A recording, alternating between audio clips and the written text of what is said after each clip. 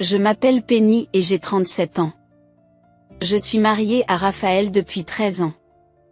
Nous travaillons tous les deux et avons récemment acheté une nouvelle maison près de notre lieu de travail, où nous vivons maintenant. Jusqu'à présent, mes parents vivaient dans un appartement de location, dans lequel ma sœur Margot et moi-même avons grandi. Cet appartement nous a laissé de nombreux souvenirs.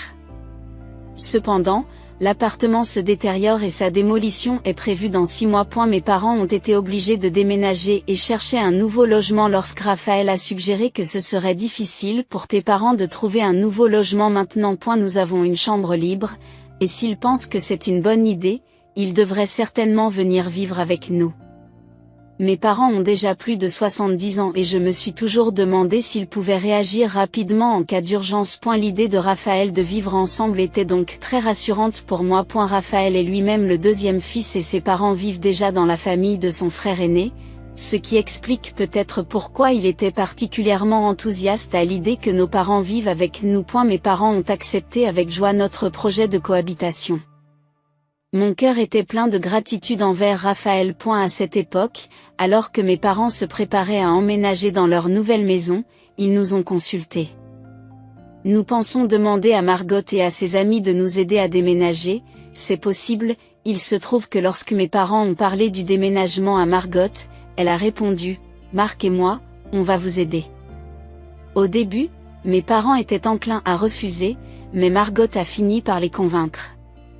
En entendant cela, j'ai ressenti des émotions mitigées. En fait, Margot et son mari Marc vivent dans un appartement situé à 15 minutes en train. Et c'était leur première visite depuis que j'ai acheté ma nouvelle maison. Tu ne t'occupes pas bien des choses. Nous allons vivre ensemble maintenant, alors vieille sorcière, tu dois partir. Nous paierons $1700 pour les frais de subsistance.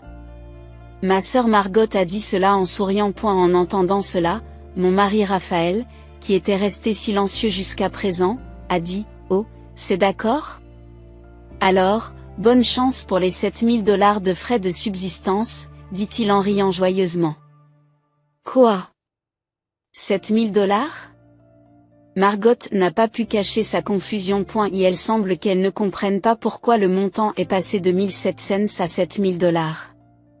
En souriant, Raphaël dit, « Regarde ça » et montre à Margot et aux autres un relevé détaillé expliquant les dépenses de $7000. En voyant les détails, Margot et les autres sont devenus tout pâles, mais nous les avons laissés faire et nous avons dit, « Eh bien, nous allons partir. » Après cela, nous avons quitté la maison. À l'origine, j'avais parlé à Margot de la nouvelle maison, mais je n'avais pas donné de détails.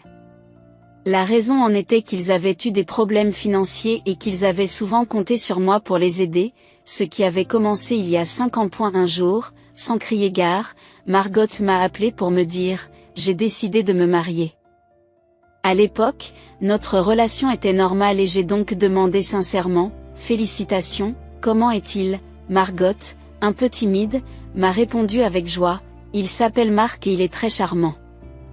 Il travaille comme charpentier, et il veut que je me concentre sur le ménage. » Cependant, l'attitude de Margot a commencé à changer progressivement après cela. Elle a commencé à demander de l'argent. « Grande sœur, je suis vraiment désolée, mais pourrais-tu me prêter $500 ? Il a beaucoup plu ces derniers temps, et Marc n'a pas pu travailler beaucoup, alors nous sommes à court d'argent pour vivre. Je vous rembourserai avec mon prochain salaire, s'il vous plaît. Aidez-moi. » Elle a commencé à demander presque tous les mois. À eu début, je lui ai prêté de l'argent de manière occasionnelle, mais récemment, j'ai cessé de le faire. La raison en est que Margot ne m'a jamais remboursé. Récemment, lorsque j'ai refusé une autre demande d'argent de Margot, elle m'a accusé avec fureur. « Vous êtes avare. Ce ne sont que $500, n'est-ce pas ? Tu travailles pour une grande entreprise, tu devrais pouvoir te le permettre. Faites quelque chose pour aider votre sœur en difficulté. Avec Margot qui vient chez moi, j'ai peur qu'elle demande plus d'argent. La raison en est que ma maison est assez spacieuse.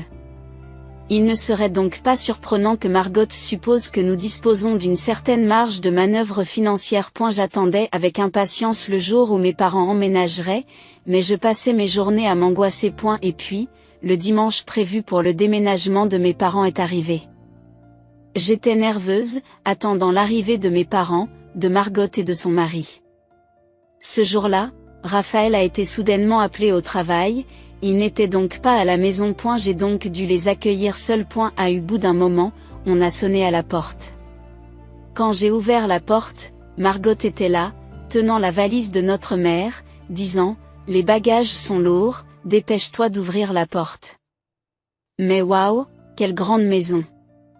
Elle a l'air si grandiose que je l'envie. Marc, d'un ton un peu condescendant, dit « Il portait une petite commode, visiblement en train de se débattre avec elle. » Bien sûr, entrez. C'est ainsi que j'ai accueilli Margot et son mari chez moi. Lorsqu'on lui a montré la chambre réservée à nos parents, Margot a murmuré à voix basse. « C'est la chambre de tes parents ? Elle est plus grande que mon appartement. » « C'est vraiment bien ? Une si grande chambre, je suis reconnaissante. » Mais, demande maman avec modestie. Papa semblait un peu confus en regardant autour de lui. Nous n'utilisions pas vraiment cette pièce. J'ai assuré à mes parents qu'ils ne nous imposaient rien. En fait, cette pièce était à l'origine destinée à une chambre d'enfant. Cependant, mon mari et moi avons été très occupés et n'avons pas envisagé d'avoir des enfants depuis 13 ans. C'est pourquoi nous avons décidé d'offrir cette chambre inutilisée à mes parents. Tu aurais pu me la prêter. Tu es toujours aussi pingre, Frangine. Commente Margot tout en organisant les bagages de nos parents. Finalement, le déménagement de mes parents s'est achevé en 2 heures environ. Cela s'explique par le fait qu'ils se sont débarrassés de la plupart de leurs affaires.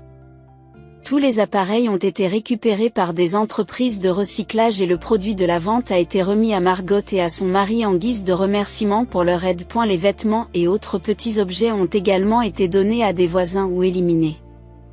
Ainsi, la chambre dans laquelle mes parents ont emménagé était suffisamment spacieuse pour accueillir toutes leurs affaires. Margot, Marc, merci.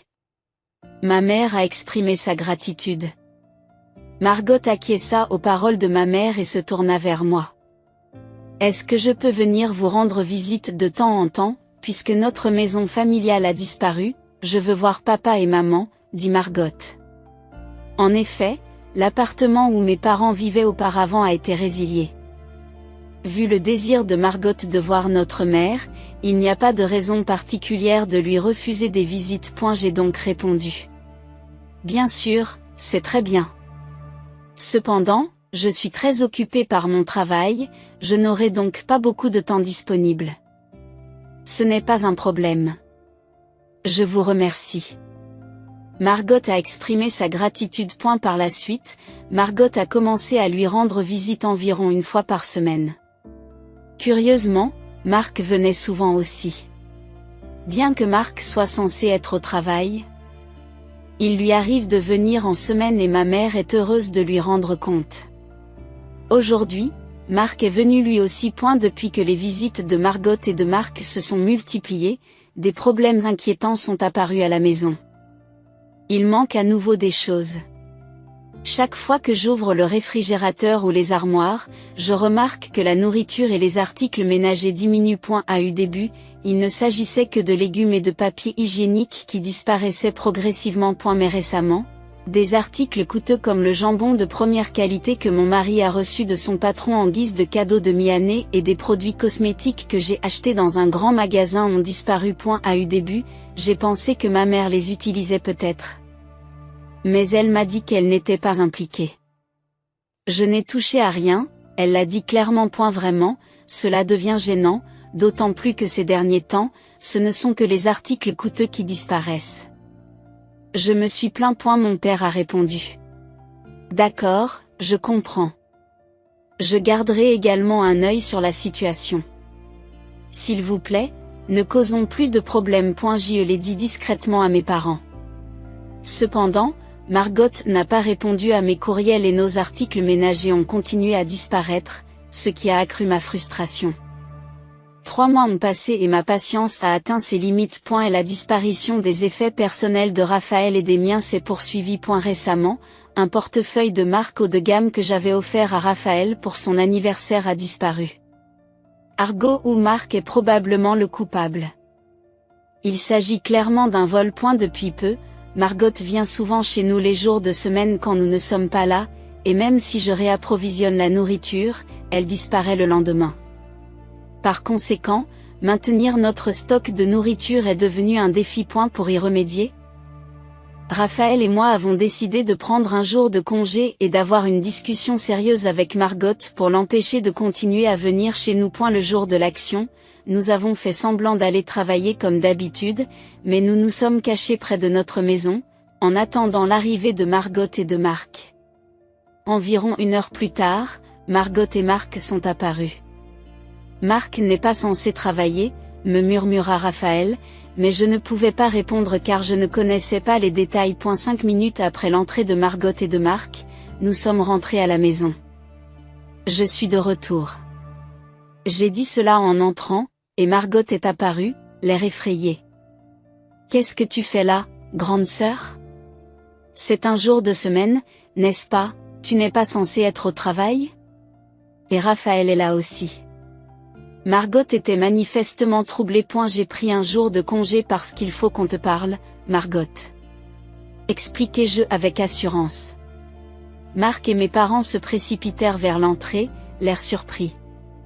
J'ai jeté un coup d'œil à Marc et j'ai dit calmement, puisque tu es là aussi, Marc, ça tombe bien. Nous sommes venus ici pour vous dire à tous les deux de ne plus jamais venir chez nous. En entendant cela, Margot est soudain devenue furieuse et a répliqué. Qu'est-ce que tu racontes? Je viens ici pendant la journée pour tenir compagnie à papa et maman pendant votre absence. Si tu as besoin de parler à papa et maman, tu peux le faire dans un café voisin. Ils peuvent s'y rendre à pied. Ai-je suggéré calmement. Cela coûte de l'argent de parler dans un café. Je n'ai pas ce genre d'argent en trop. Réplique Margot avec irritation. Je réponds par un profond soupir. C'est donc pour cela que des objets disparaissent de notre maison. Tu les as volés, n'est-ce pas? J'ai vraiment envie d'appeler la police. Raphaël acquiesce et ajoute. Je ne trouve pas le portefeuille d'anniversaire que Penny m'a offert. J'avais prévu de l'échanger lors de mon prochain jour de congé. Est-ce qu'on peut le récupérer rapidement? Marc, visiblement paniqué, s'exclame. Nous sommes une famille, n'est-ce pas? Pourquoi doutez-vous de nous? Il ne fait aucun doute que Marc a volé le portefeuille de Raphaël. Je leur ai déclaré fermement, mais calmement. Quittez cette maison tout de suite. Et si vous ne remettez jamais les pieds ici, nous oublierons cet incident. Mais à partir de maintenant, nous coupons les ponts avec toi, Margot. Au revoir. Je ne veux plus être impliqué avec ceux qui volent. Même s'il est douloureux d'admettre que nous n'avons pas de preuves des vols passés. Il n'y a rien d'autre à faire que de laisser tomber. Néanmoins, Margot et son mari n'étaient pas prêts à l'accepter. Je ne pourrai donc plus voir maman. Bande de vauriens! M'a crié Margot avec colère. J'ai alors proposé une alternative. Et si tu vivais avec papa et maman?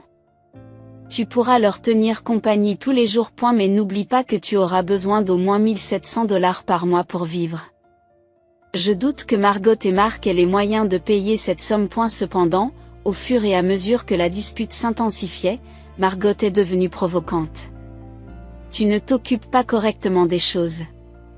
Nous allons vivre ensemble maintenant, alors toi, la vieille sorcière qui doit partir, tu paieras $1700 pour les frais de subsistance. Margot a dit cela en souriant. Raphaël, qui était resté silencieux jusque-là, prit enfin la parole. Ah, c'est vrai? Alors bonne chance pour gérer les $7000 de frais de subsistance. Et il éclate de rire. Quoi? $7000? Margot est visiblement troublée. Elle ne comprenait pas pourquoi le montant était passé de 1700 à $7000. Raphaël sourit. Regarde ça. Et il leur montre un relevé détaillé expliquant les dépenses de $7000. En voyant les détails, Margot et Marc ont pâli. Mais nous les avons laissés faire et leur avons dit, bon, nous allons partir. Nous avons quitté la maison pour nous rendre dans un hôtel proche. Dès que nous sommes entrés dans la chambre, nous nous sommes tous les deux effondrés d'épuisement.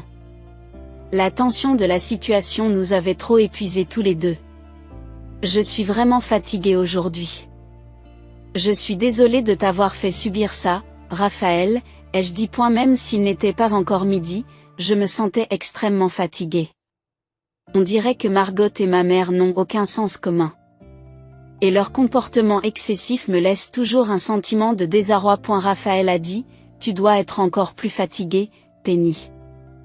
Margot est déraisonnable, mais ta belle-mère est tout à fait inhabituelle aussi. Et elle semblait que maman fermait les yeux sur les vols de Margot et de Marc, et elle est restée silencieuse lors de la récente dispute.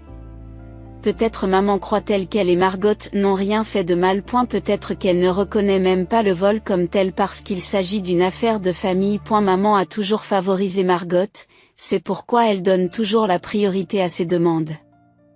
J'ai toujours été concentrée sur mes études et je n'ai pas eu beaucoup de relations avec maman. J'ai étudié dur dans le but d'entrer dans une grande université. Grâce à mes efforts, j'ai été acceptée dans mon premier choix et j'ai ensuite obtenu un emploi dans une grande entreprise. De son côté, Margot négligeait ses études et préférait bavarder et jouer avec maman. En conséquence, elle n'a réussi à entrer que dans une université médiocre et s'est débattue dans la recherche d'un emploi. Margot n'a été embauchée qu'en tant que contractuelle, et non à temps plein. Cependant, il semble que pour maman, moins l'enfant est intelligent, plus il est cher. Maman a toujours favorisé Margot, faisant même une distinction entre nos cadeaux d'anniversaire. Que devons-nous faire maintenant? C'est comme si on nous avait volé notre maison. Raphaël demande timidement. On dirait qu'il se sent incapable de prendre des mesures radicales parce que Margot et maman sont sa famille. Mais pour moi, il est hors de question de pardonner à Margot et à maman. Bien sûr, nous allons nous battre à fond. Répondis-je résolument. J'expliquai calmement la situation à Raphaël. Raphaël acquiesça en silence. Ayant été insulté à ce point, j'ai décidé de ne pas rester silencieux. J'ai décidé de rompre ma relation avec maman, comme je l'avais fait avec Margot. Plus tard dans l'après-midi, nous nous sommes rendus dans un cabinet d'avocats. Quelques jours plus tard, nous sommes rentrés à la maison avec un avocat. Lorsque nous avons sonné à la porte, Margot a répondu « Bonjour, quoi ? Grande sœur, qu'est-ce que tu veux encore ? J'ai quelque chose à dire à propos de la maison. S'il te plaît, rassemble tout le monde dans le salon, demandai-je à Margot. Pourquoi dois-je faire cela ? C'est un vrai casse-tête. Margot avait l'air ennuyée. Dépêche-toi. Nous ne partirons pas si vous ne le faites pas. Nous avons un avocat avec nous, dis-je sévèrement. D'accord, d'accord. Margot répondit, visiblement ébranlée par la présence de l'avocat, et se dépêcha d'appeler Marc et nos parents. Finalement, tout le monde s'est retrouvé dans le salon, qui était en désordre et jonché d'emballages de bonbons. Nous avions bien nettoyé la maison avant de partir, mais il était évident que personne n'y avait touché depuis. Alors, de quoi s'agit-il? Je n'ai vraiment rien à dire. Margot a commencé à contreséure. Vous êtes venu pour reprendre la maison? Nous vivons ici maintenant, c'est donc impossible. Marc m'a dit ça en souriant. Maman m'a aussi parlé. Penny, Raphaël et toi avez déménagé, n'est-ce pas? Je préfère continuer à vivre ici avec Margot et Marc. Ils me tiennent compagnie et c'est agréable d'être avec eux. Avec toi, j'ai toujours eu l'impression qu'il fallait que je me comporte au mieux. Ce qui était épuisant, dit-elle avec un sourire en coin. Savoir que maman me voyait ainsi me faisait un peu mal. À quoi servait tout le temps que nous passions ensemble? Je me suis sentie vidée par ces remarques. J'ai décidé de couper court à mes sentiments pour maman. Raphaël et moi, ça ne nous dérange pas du tout de quitter cet endroit, répondis-je. Oui, peut-être que nous n'avions pas besoin de cette grande maison après tout, continua Raphaël. Si c'est le cas, Margot s'est soudain illuminée. Marc et mes parents avaient eux aussi l'air visiblement satisfaits. Voyant leur réaction, j'ai donné le dernier mot. Mais il y a une condition. Vous devrez acheter la maison, ai-je dit, et le visage de Margot s'est effondré. Quoi? Tu parles des détails de l'hypothèque que nous payons avant ton départ? 5300 $ par mois. Vous plaisantez? Margot a contesté le montant, mais le prix était juste. La maison est située près du centre-ville. Elle se trouve à 5 minutes à pied de la gare et dispose de 4 chambres spacieuses. Raphaël et moi avions donc compris sa valeur et avions contracté un prêt hypothécaire en versant des mensualités. Et la raison du paiement mensuel de 5300 $ était de réduire le montant total des paiements en remboursant l'hypothèque plus tôt. La décision d'opter pour une durée d'hypothèque plus courte afin de réduire les intérêts avait augmenté la charge mensuelle. Ce n'est pas grave si vous n'êtes pas tous d'accord. Raphaël et moi sommes copropriétaires de cette maison, donc si vous voulez continuer à vivre ici, vous devrez nous l'acheter. Maintenant, continuez, s'il vous plaît, dit le conseiller, en passant la main à notre avocat. L'avocat a hoché la tête d'un air confiant et a annoncé à Margot et à sa famille. Voici le contrat de vente. Veuillez vérifier le montant, et nous aurons besoin de vos signatures. Leurs expressions ont changé en regardant les documents. Pourquoi le prix de vente est-il de 1 500 000 $? C'est une arnaque? S'exclame Margot en tremblant. Pourtant, ce montant a été calculé sur la base de l'hypothèque restante et est tout à fait raisonnable compte tenu de la valeur marchande de la région. Au fur et à mesure que l'avocat explique les détails, les visages de Margot et de Marc deviennent de plus en plus pâles. C'est impossible. Nous ne pouvons pas nous le permettre, dit Margot en tremblant. Mes parents étaient également stupéfaits. Ils n'avaient probablement pas réalisé que la maison valait autant. Et si vous ne pouvez pas payer, pourquoi squattez-vous ici depuis toujours? Je croyais que tu voulais rester et que tu avais l'intention de l'acheter. Maintenant, signez, s'il vous plaît. Margot, tu peux prendre une hypothèque pour la couvrir, j'ai insisté. Tremblante, Margot s'excusa, je suis désolée. J'étais juste envieuse de savoir que tu vivais dans une si belle maison. Je n'ai pas réfléchi. Marc marmonne aussi lentement, je suis désolée. Mais même si je travaillais tous les jours de l'année, je ne pourrais pas gagner autant d'argent. Maman suggère à papa, nous ne pouvons pas nous permettre ce montant élevé. Il vaudrait peut-être mieux que Penny et Raphaël vivent avec nous.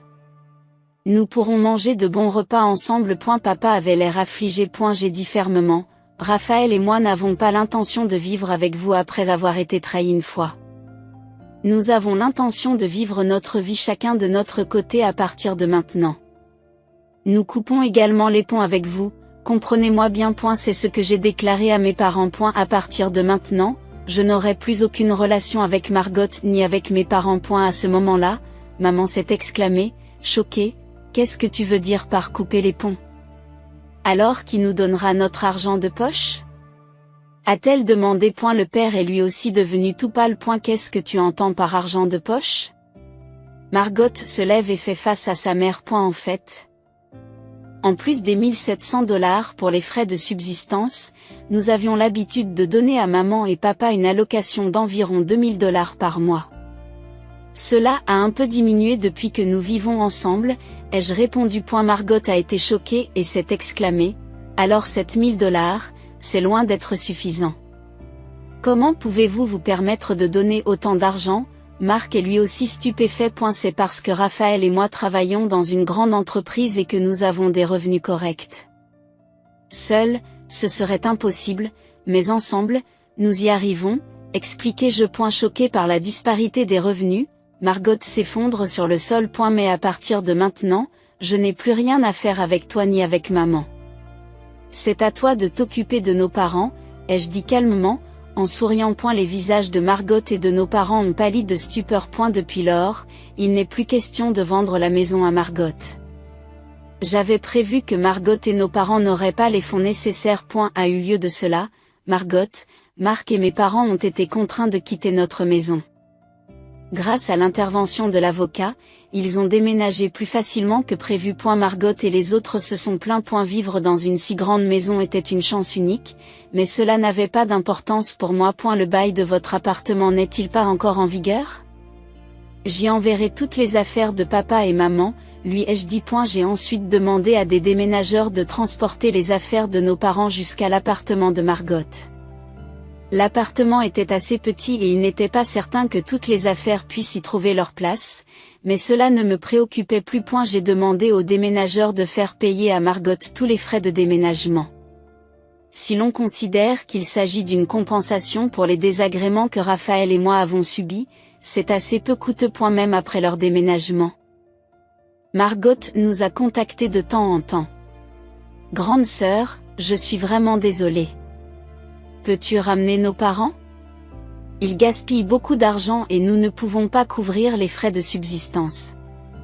De plus, leurs pensions sont utilisées pour les loisirs. Marc est lui aussi très contrarié. Pouvez-vous faire quelque chose, demande-t-elle désespérément. Actuellement, il semble que nos parents vivent dans l'appartement de Margot.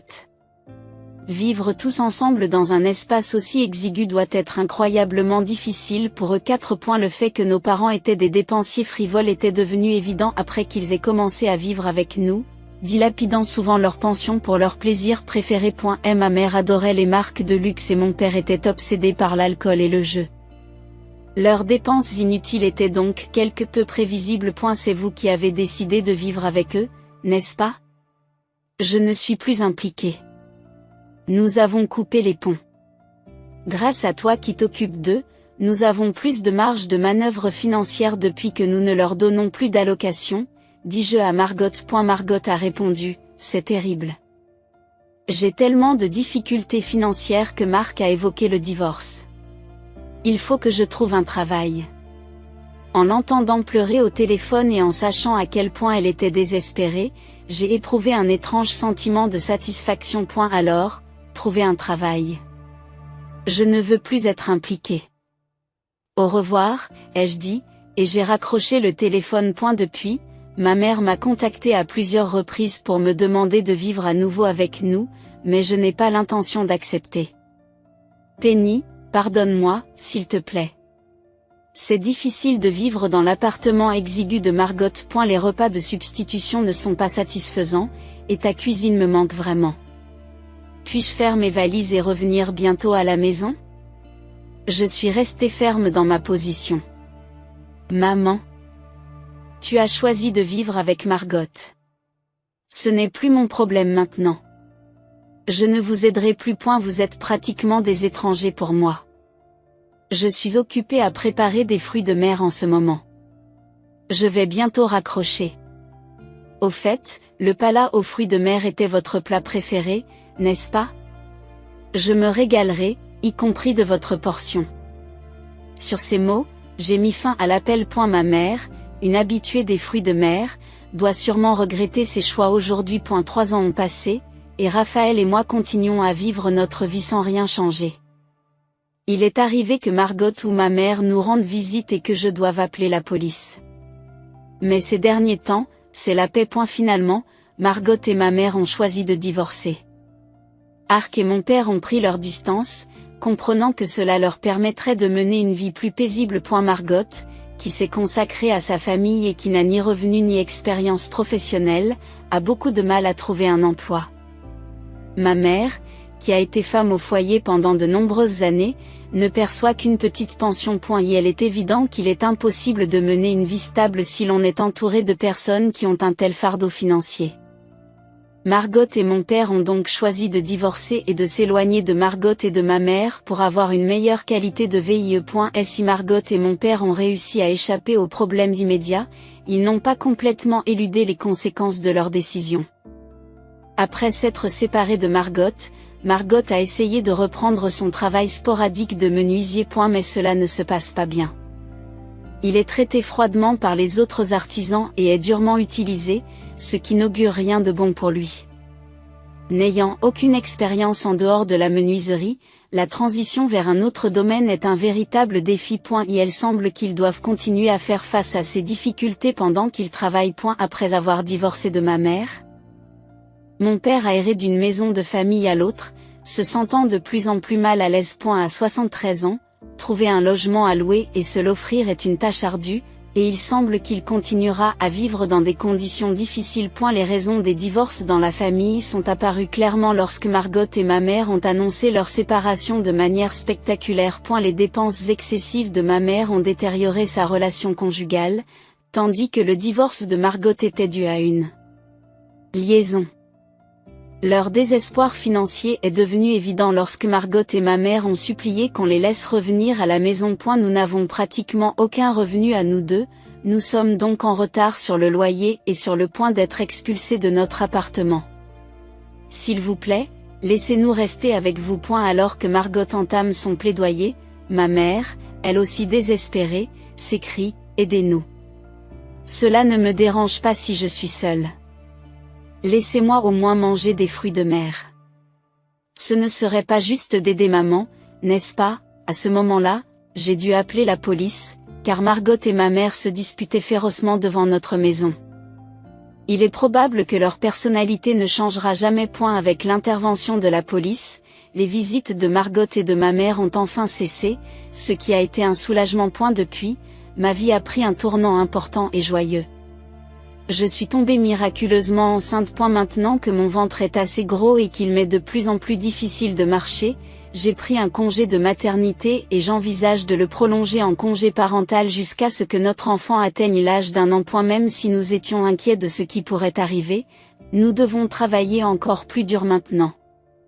Pour notre enfant, Raphaël a exprimé son engagement renouvelé. Oui, à partir de maintenant, il s'agit pour nous 3 de nous serrer les coudes. Ai-je convenu en riant avec Raphaël. Si j'ai coupé les ponts avec Margot et mes parents, il me reste Raphaël et notre enfant à naître. Pour l'avenir, nous avons l'intention de chérir la famille que nous avons devant nous, et pas seulement celle qui est liée par le sang. Je le crois du fond du cœur.